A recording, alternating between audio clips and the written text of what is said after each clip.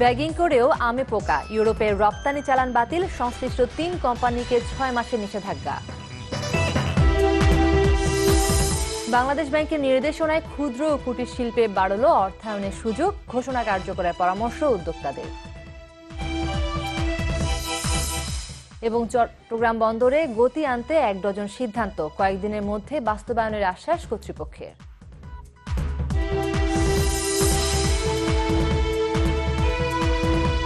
Bracelet installation business 24-এ স্বাগত জানাচ্ছি, আমি সুপর্ণা বড়ুয়া অ্যানি। শুনছিলেন শিরোনাম, এবার পুরো খবর।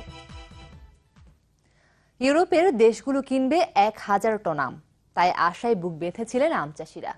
কিন্তু রপ্তানি করা আমে পোকায় পাওয়ায় তা নেমে গেছে মাত্র 54 টনে।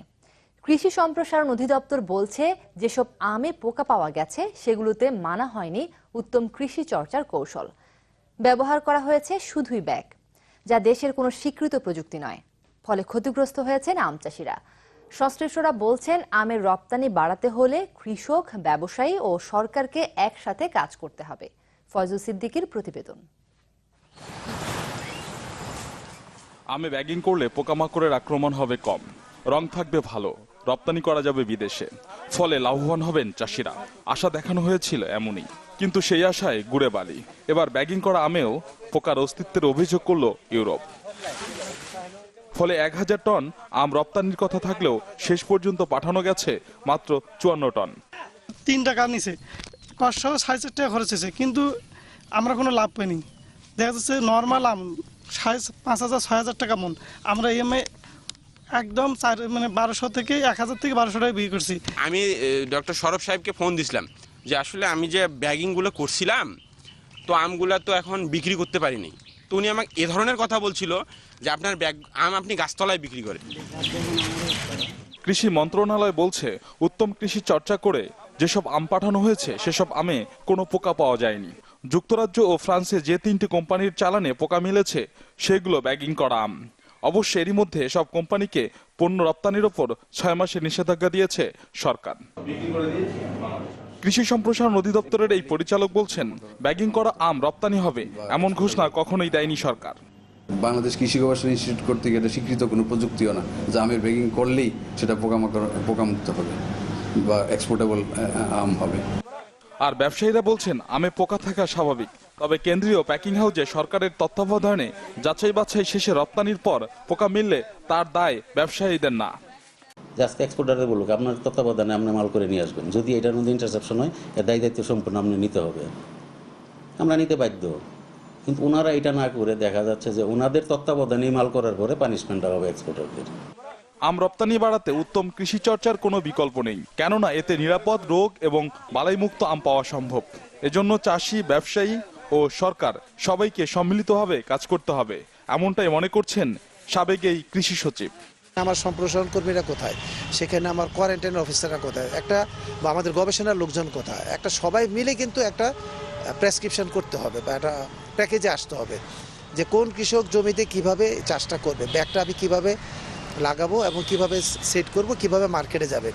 পুরো প্যাকেজটা না করে আপনি মাঝখানে একটা ফলন্ত আমে শুধু ব্যাগ দিয়ে এক্সপোর্ট করবেন, সেটা কিন্তু লাভজনক হবে বলে আমি মনে করি না, এবং এবারের বিপর্যয়টা আমি সেভাবেই দেখব। আম চাষে বিশ্বের 4র্থ হলেও রপ্তানিতে এখনো সেরা 10-এ আসতে পারেনি বাংলাদেশ। ফয়জুল সিদ্দিকী, চ্যানেল 24, ঢাকা। আগের অর্থ বছরের ঘোষিত বাজেটের সিংহভাগ কাজেই অসম্পূর্ণ রেখে 2017-18 অর্থ বছরে 3,337 কোটি টাকার বিশাল বাজেট ঘোষণা করেছে ঢাকা দক্ষিণ সিটি কর্পোরেশন। সকালে নগর ভবনে বাজেট বক্তৃতায় গত 2 বছরের নানা উন্নয়ন কর্মকাণ্ডের কথা তুলে ধরেন মেয়র সাইদ খোকন। বলেন, আদালতের নিষেধাজ্ঞায় গেল অর্থ বছরে রাজস্ব আদায় করতে না পারায় অনেক পরিকল্পনায় বাস্তবায়ন সম্ভব হয়নি। জানান, আগামী আগস্ট-সেপ্টেম্বরের মধ্যেই রাজধানীর জলাবদ্ধতা পুরোপুরিভাবে নিরসন করা সম্ভব হবে। এর আগে সিটি কর্পোরেশনের কাজের সমন্বয়হীনতার নানা অভিযোগ এনে বক্তব্য দেন কাউন্সিলররা।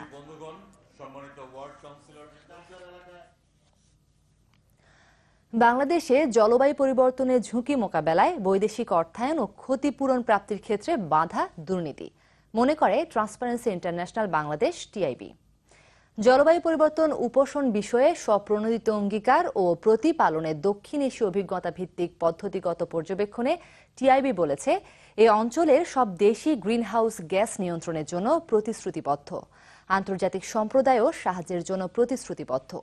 কিন্তু দক্ষিণ এশিয়ার এসব দেশ ট্রান্সপারেন্সি ইন্টারন্যাশনালের দুর্নীতির ধারণা সূচকে দুর্বল অবস্থানে আছে। অন্যদিকে এসব দেশের জ্বালানি খাত সরকার দ্বারা নিয়ন্ত্রিত। তাই দেশগুলোর জ্বালানি খাতকে দক্ষ ও দুর্নীতিমুক্ত করা জরুরি।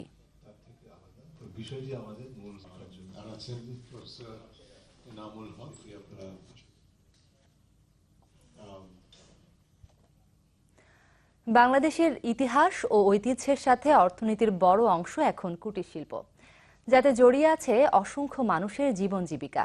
তাই এই খাতে বিনিয়োগ, উৎপাদন এবং কর্মসংস্থান বাড়াতে পরিবর্তন আনা হয়েছে ঋণ নীতিমালায়। বাংলাদেশ ব্যাংকের নতুন নিয়ম অনুযায়ী এখন থেকে 10 লাখ টাকা পর্যন্ত আর্থিক সুবিধা পাবেন উদ্যোক্তারা। তাই কারো মতে এই ঘোষণা কার্যকর হলে সম্ভাবনা নতুন দুয়ার খুলবে ক্ষুদ্র ও কুটির শিল্পের জন্য।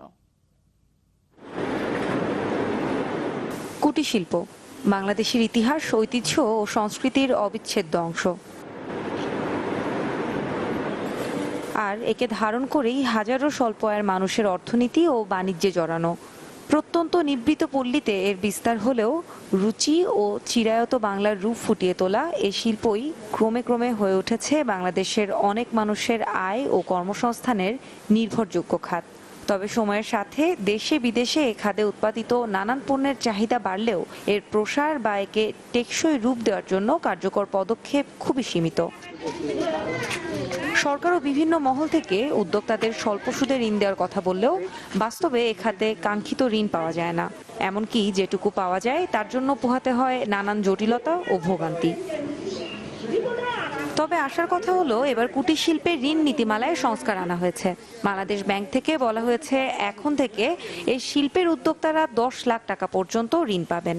প্রত্যেকটা ব্যাংকে তাদের টোটাল যে লোন, সেই লোনের যতটুকু সে বিতরণ করবে তার 20%, কমপক্ষে 20% এসএমইতে থাকতে হবে এবং এটা 17তেই এটা করতে হবে এবং 17-র পর থেকে প্রতি বছর 1% করে বাড়িয়ে 2021 সালের মধ্যে টোটাল এসএমই লোন আসলে 21% নিতে হবে।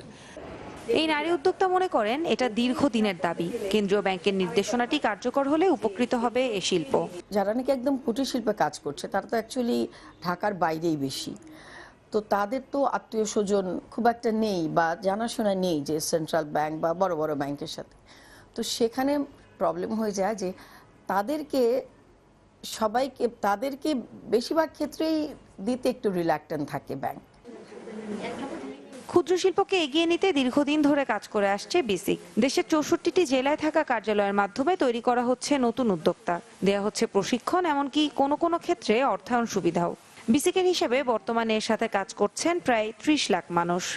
বাংলাদেশ ব্যাংক যদি একটা সার্কুলার বের করেই থাকে, তারা যদি এটাতে অ্যাসুরেন্স দিতে পারে যে আমরা এই সব যারা অভিজ্ঞতা সম্পন্ন মেয়ে বা ছেলেরা যারা বের হবে, তরুণ তরুণী, তারা যদি কিছু প্রোভাইড হতে পারে, সেক্ষেত্রে তাদেরকে যদি আইডেন্টিফাই করে লোন ডিসবার্স করতে পারে, দিতে পারে, আর্থিক সুবিধা দিতে, সত্যিকার অর্থে একটা পজিটিভ দিক বহন করে বলে আমি মনে করব। তিনি জানান এই শিল্প থেকে প্রতি বছর অর্থনীতিতে যোগ হচ্ছে অন্তত 40,000 কোটি টাকার পণ্য। সারাফা রিজাইমা, চ্যানেল 24, ঢাকা। চট্টগ্রাম বন্দর আর কাস্টমসের আমদানি রপ্তানি সংক্রান্ত যাবতীয় সেবা 24 ঘন্টা চালু রাখতে 1 ডজন সিদ্ধান্ত নেওয়া হয়েছে। টানা 4 ঘন্টা ব্যবসায়ী ও বিভিন্ন সংস্থার প্রতিনিধিদের সাথে বৈঠক করে এসব সিদ্ধান্ত নেয় বন্দর কর্তৃপক্ষ, যা বাস্তবায়ন করা হবে কয়েকদিনের মধ্যে। ব্যবসায়ীরা বলছেন এসব সিদ্ধান্ত বাস্তবায়ন না হলে বন্দর কাস্টমস 24 ঘন্টা খোলা রাখা হলেও সুফল মিলবে না। 24 ঘন্টা চট্টগ্রাম বন্দরে সেবা নিশ্চিত করার প্রক্রিয়া নির্বিঘ্ন করতে প্রতিবন্ধকতা কি আর কোন কোন ক্ষেত্রে সংস্কার প্রয়োজন সেসব বিষয়ে সিদ্ধান্ত নিতে সোমবার অনুষ্ঠিত হয় এই বৈঠক। প্রায় 4 ঘন্টার আলোচনায় জোরালোভাবে উঠে আসে বন্দর কাস্টমসের অবকাঠামো আর সরঞ্জাম স্বল্পতার বিষয়টি। আপনারা একটা ঘোষণা দিন যে পতেঙ্গা কন্টেইনার টার্মিনালটা কয় মাসের মধ্যে শেষ করবেন, ব্যয় টার্মিনালটা কয় মাসের মধ্যে শেষ হবে? ডিউ নিয়ে আপনার কাছে যখন যাব, আপনি যদি আমাকে ওই দিন ডেলিভারির ব্যবস্থা করেন, কন্টেনার জট কমবে। কেউ কেউ তুলে ধরেন সামগ্রিক সেবায় ঘাটতি সম্পর্কে। সেবাদানকারী ও সেবা গ্রহীতা প্রতিষ্ঠানগুলোর নানা সীমাবদ্ধতার বিষয়েও আলোচিত হয় এতে। এ সময় একে অন্যের উপর দায় চাপান। যদি বার্থ অপারেটর ডেলিভারি দিতে না পারে, সেই কন্টেইনার বাইরে আসবে কিভাবে? ভিতরে এক্সপোর্ট নিয়ে যায়, সেখানে যদি বার্থ অপারেটররা ওটা নামাতে না পারে, তাহলে অবডক কি করতে পারে? জাহাজ হুক পয়েন্টে যখন পদাচিত আসে, তখন সেটা জাহাজের তোলার এবং নামার ব্যাপারে আমাদের একটা ভূমিকা থাকে, কিন্তু বাদ বাকি অফডকের কন্টেইনারের ব্যাপারে আমাদের তেমন কোনো ভূমিকা থাকে না। পরে বেশ কয়েকটি বিষয়ে সিদ্ধান্ত নেওয়া হয়, যার অন্যতম শিগগিরই অবকাঠামো আর সরঞ্জাম সংকট দূর করা, পণ্য ওঠানামা একটানা অব্যাহত রাখা, যেটিতে পণ্যের কাগজপত্রের যাচাই শেড তৈরি, সব ধরনের পণ্য প্রতিদিন পরীক্ষা এবং ডিসেম্বরের মধ্যে 4টি লাইটার জেটি চালু করা। এছাড়াও ফ্রি টাইমের মধ্যে এফসিএল কার্গো আর সব আমদানিকারককে একসাথে এলসিএল কার্গো ছাড় এবং আইসিডিতে আরও পণ্য খালাসের তাগিদ দেয়া হয় বৈঠকে। এই 24 ঘন্টা খোলা রাখার ফলে আমাদের যে বিরাট একটা কন্ট্রিবিউশন থাকবে অর্থনৈতিক সমৃদ্ধির ব্যাপারে, সেটা অনস্বীকার্য।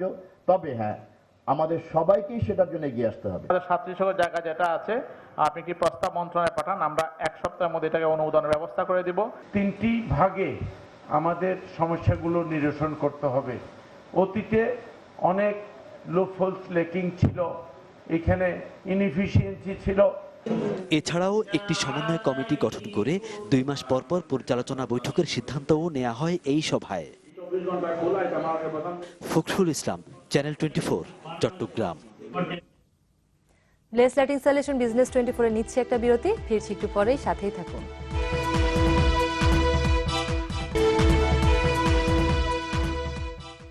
বিরতির পর আবারও আমন্ত্রণ ব্লেস লাইটিং সলিউশন বিজনেস 24 এ। বসুন্ধরা ইন্ডাস্ট্রিয়াল ইকোনমিক জোনকে 500 একর জমি বরাদ্দের বিষয়ে একটি সমঝোতা চুক্তি স্বাক্ষর হয়েছে। সোমবার রাজধানীর একটি হোটেলে বাংলাদেশ ইকোনমিক জোন অথরিটি ও বসুন্ধরা ইকোনমিক জোনের মধ্যে চুক্তিটি স্বাক্ষর হয়। অনুষ্ঠানে সভাপতিত্ব করেন বেজার নির্বাহী চেয়ারম্যান পবন চৌধুরী। বিশেষ অতিথি ছিলেন বসুন্ধরা গ্রুপের চেয়ারম্যান আহমেদ আকবর সোবহান এবং প্রধান অতিথি ছিলেন এসডিজির মুখ্য সমন্বয়ক আবুল কালাম আজাদ। বেজা ইতিমধ্যেই 15টি প্রাইভেট অর্থনৈতিক অঞ্চল প্রতিষ্ঠার লক্ষ্যে প্রি কোয়ালিফিকেশনস লাইসেন্স দিয়েছে। এছাড়া 4টি বেসরকারি অর্থনৈতিক অঞ্চলকে চূড়ান্ত লাইসেন্স প্রদান করেছে। বর্তমান সরকারের নির্বাচনী ইশতেহারে দেশের উন্নয়নমূলক কর্মকাণ্ডে আইটির যথার্থ প্রয়োগ করা হবে।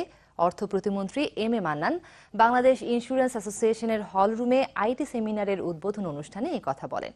ভারতের বেঙ্গালুরু চেগুস ইনফোটেক কোম্পানির উদ্যোগে এবং বিআইএ এর সহযোগিতায় সোমবার 2 দিনব্যাপী সেমিনারের উদ্বোধন করা হয়। সভায় বীমা কোম্পানিটির আইটি বিষয়ক প্রতিনিধিরা উপস্থিত ছিলেন। বিশেষ অতিথি ছিলেন অর্থ মন্ত্রণালয়ের সিনিয়র সচিব মোহাম্মদ ইউনুস রহমান, বীমা উন্নয়ন ও নিয়ন্ত্রণ কর্তৃপক্ষের ভারপ্রাপ্ত চেয়ারম্যান গোকুল চাঁদ দাস। এছাড়াও অনুষ্ঠানে চেগুস ইনফোটেকের স্বত্বাধিকারী এবং প্রধান নির্বাহী শ্রীনিবাস ভিটাল সহ প্রতিষ্ঠানের অন্য কর্মকর্তারা উপস্থিত ছিলেন। অনুষ্ঠানে সভাপতিত্ব করেন বিআইএ এর প্রথম vice president professor Rubina Hamid.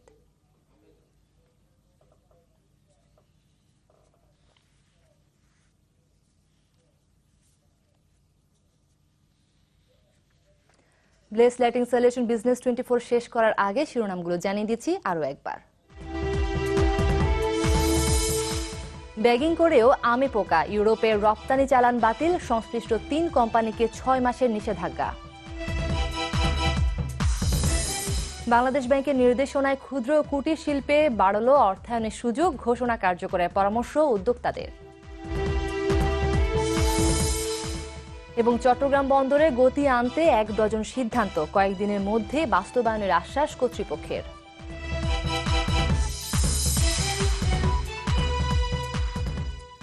Bless lighting solution business 24 এর এই ছিল রাতের আয়োজন। এতক্ষণ সাথে থাকার জন্য সবাইকে অসংখ্য ধন্যবাদ।